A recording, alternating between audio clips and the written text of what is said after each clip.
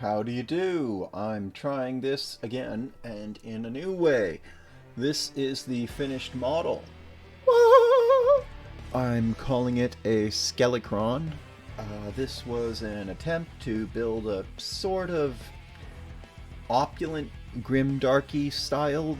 Yeah, if you're watching this and think this looks awesome and you want to do your whole Necron army like this, well, have I got a video for you!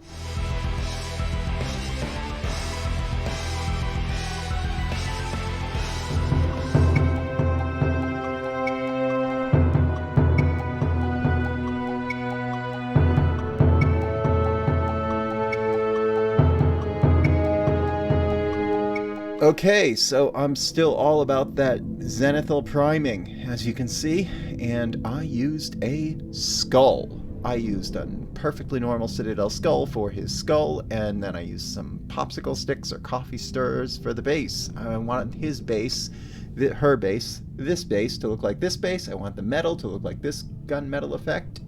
I want to copy the under armor from here, and I want the glowy green stuff from here. So let's start with some dry brushing, and for that we need some underbrushing, and for that we need a dry brush and pale sand.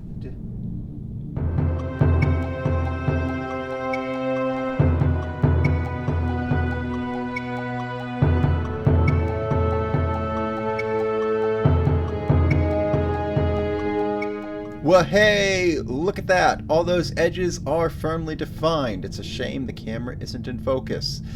All right, so everything is a little bit firmer defined, more firmly defined. I love it. It's better on the blade. It's much better on the back, and there's no booty bug to show off. But I avoided the base. I want a colder highlight on the base. I'm going to use Glacier Blue. Can you see it? Does this camera pick up the difference? No. But it looks a hell of a lot different to me. The outer edges of the base are colder. I stayed away from the inside because I'm not going to notice that. And we move on.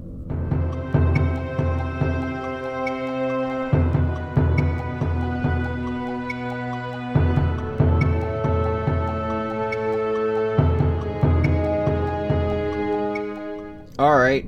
So, I did the main boards with a terracotta paint, and then picked out the stones with steel gray, and then the little bushes with dark blue. I'm convinced dark blue is actually a purple. Like, it looks purple in real life, as well as here. I'm not super jazzed about the brightness of this. I was hoping for something a little less washed out, a little more rich, probably a little darker. In later steps, I did some washes to bring it down. You could try an oil wash here, but I'm not sure how that would react with the fuzz or with the wall paste that I used to give the base its shape.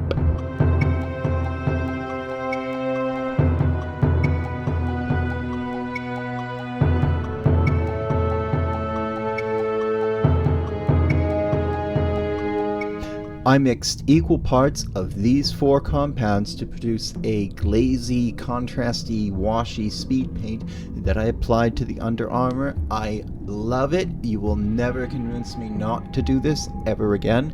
This is how I'm doing it forever. It is magnificent.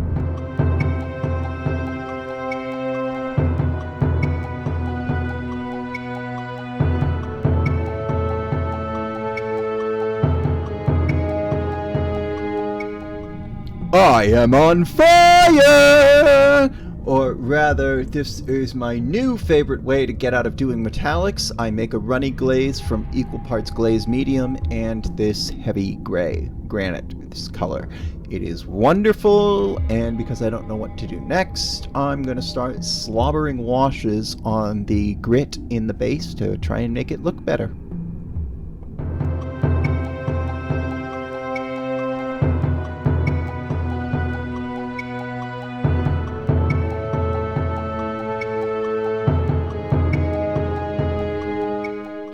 So I started with this umber wash, Then I came back and I did a black wash over the same area. Probably could have done them both at once.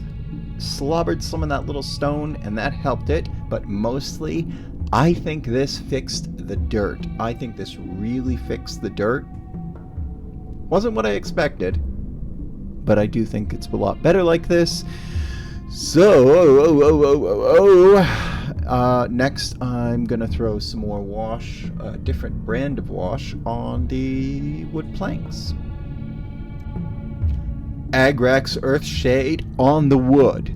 Now, it does look a little bit different in real life and probably on video, but yeah, it's not a crazy difference. It's enough to make me feel better.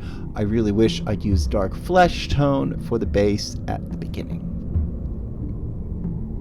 Let's do the skull next. The skull's gonna be the big deal, so I gotta think about it.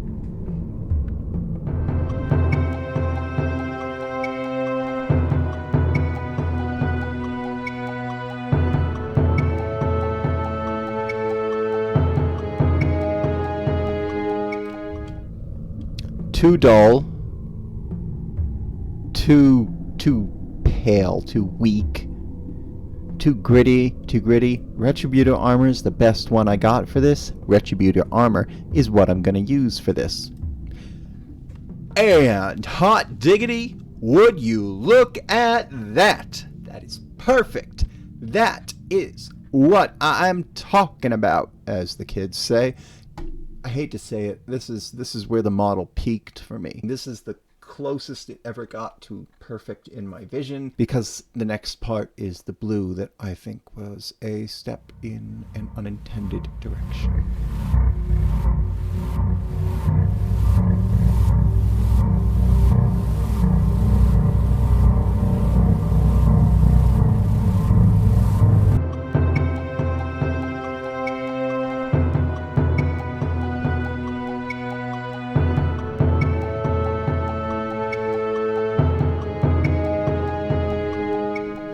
Mixed an equal part of these three to get my sort of glazy, speedy thing, my glaze over that I use for this, and damn, if that don't look good. I mean, it's not what I wanted, but I like it.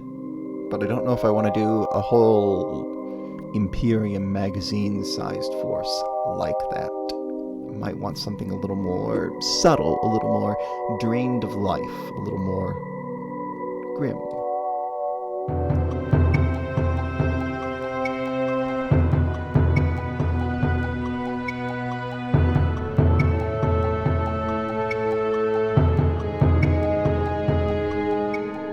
Foul green is the first step of this gloss effect. It came out perfectly. Just a nice even base coat to give all the paints, all the other colors, all the other shades something to stand up on.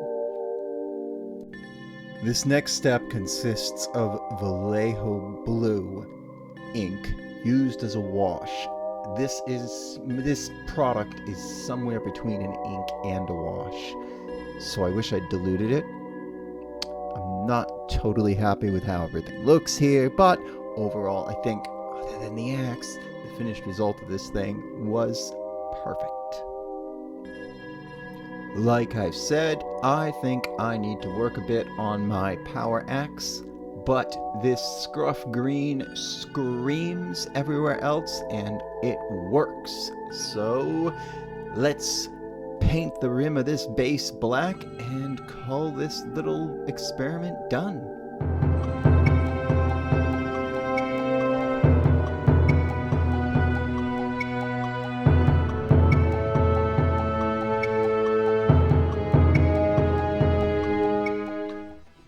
Most matte black hobby paints are the same or feel the same, whatever the black pigment is, probably charcoal. Anyway, this is fine.